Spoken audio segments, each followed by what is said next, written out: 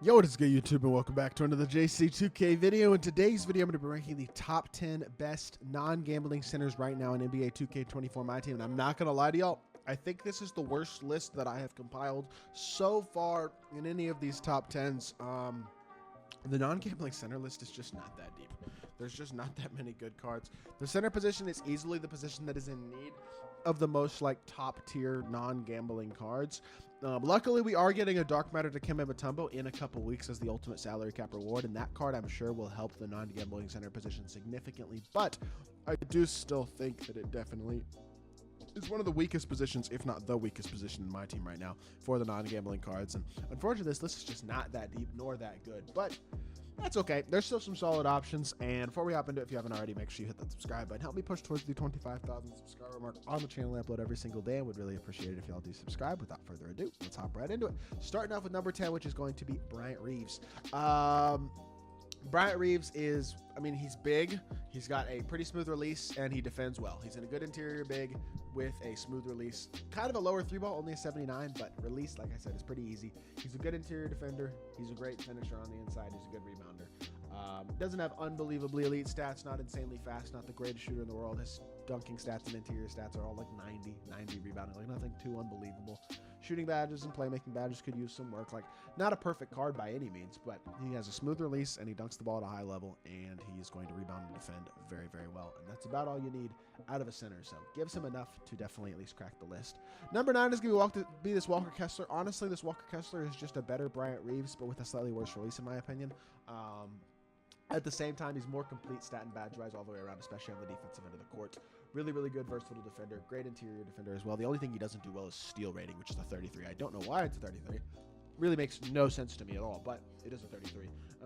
82 3 ball, 95 standing, 85 driving, dunk, 85 speed. Like, not a bad card at all. He's even got some decent playmaking badges and shooting badges for a base card. This card, if you upgrade some of the shooting badges even more, he becomes even better, but I don't think he's a bad option as a base card.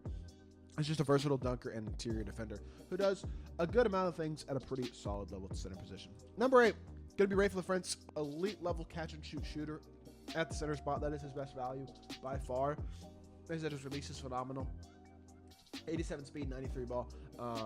Pretty good dunker defensively. He does have anchor, movable, force, pogo, stick post, lockdown, rebound chaser. Some decent perimeter badges as well. So overall, he's not like a super limited card. He's definitely not a bad card.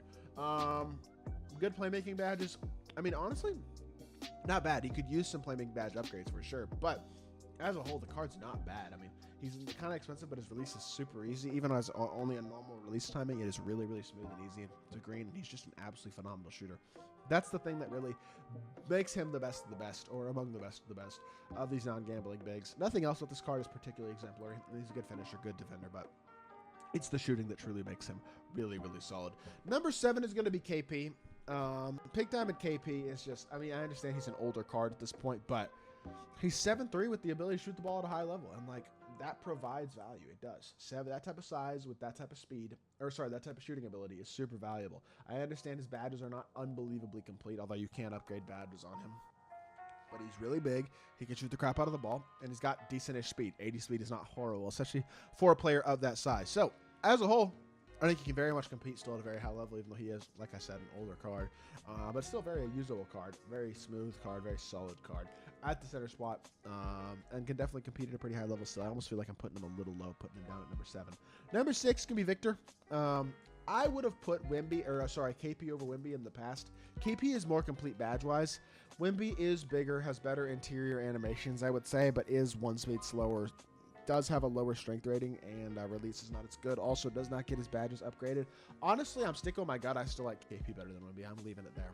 I don't care that other people like Wemby better than KP. I think that Pink Diamond KP, especially with badges added, is a more versatile, better all-around card than Pink Diamond Wembanyama. So I'm switching it back, but I think both of them are very, very solid, and do deserve spots on this list relatively high up.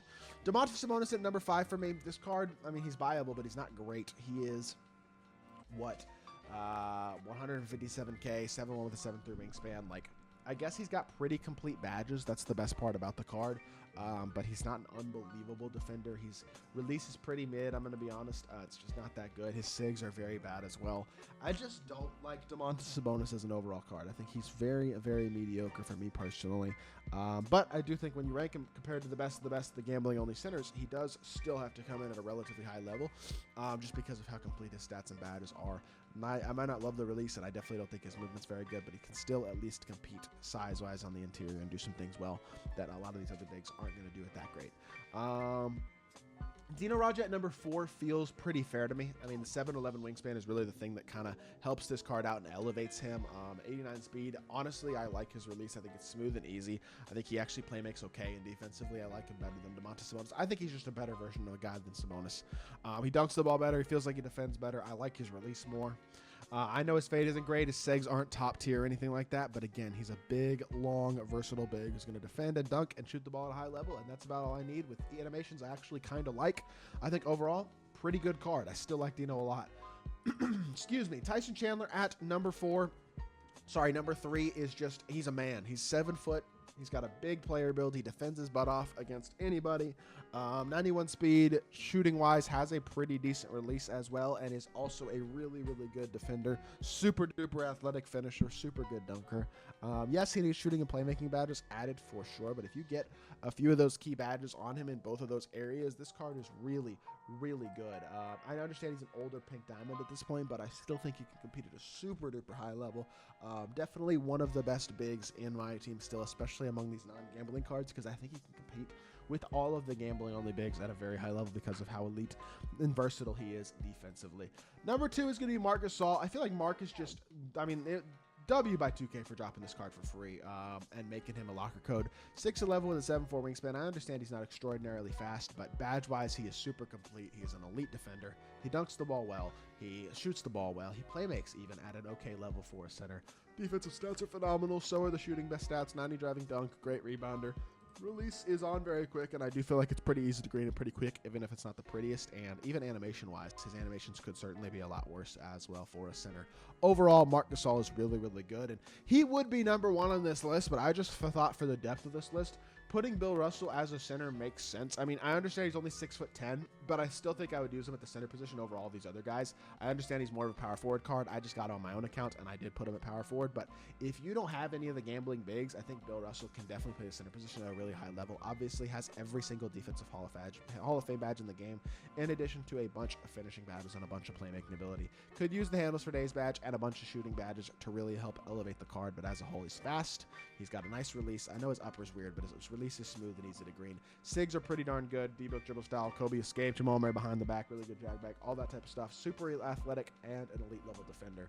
Bill Russell's an amazing card. His only flaw is that he's a little small at the center position, but I don't think that's a big enough flaw to hold him out of the number 1 spot on this list relatively easily. So with that being said, that is going to do it for today's video. I am realizing, by the way, if I included Bill Russell, I probably should have included a guy like Nate Thurmond as well. Realistically, Nate Thurmond would be right there with Bill Russell at the very top of this list. So he's another really good center option who would be right in the top of this discussion for sure. So I don't want to, I guess I am going through here and adjusting all of this, but I guess both those guys should be kept in there and kept in mind because I did put Bill Russell in there, so I should probably do Thurmond as well, who's collector level. But regardless, these are probably your top non-gambling centers right now in my team. Let me know what y'all think of the list in the comment section down below, and if you did enjoy the video, make sure you hit that like button, leave a comment, and subscribe. I'll be back with more 2K content very, very soon, and I appreciate y'all. Peace.